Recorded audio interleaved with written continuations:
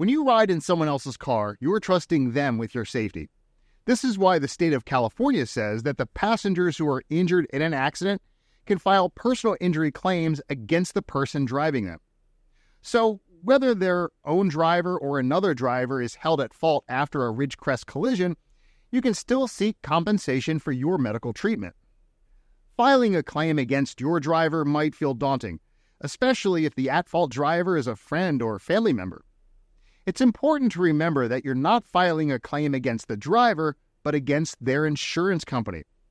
This is what they have insurance for, and you deserve fair compensation. At Maison Law and Ridgecrest, we understand the complexities of passenger injury cases. Maison Law offers free consultations to passengers hurt in car accidents. If you or a loved one is injured as a passenger in Ridgecrest, contact Maison Law for a no-cost, no-obligation consultation. Let our experienced personal injury attorneys fight for your rights and secure the compensation you deserve. Call today.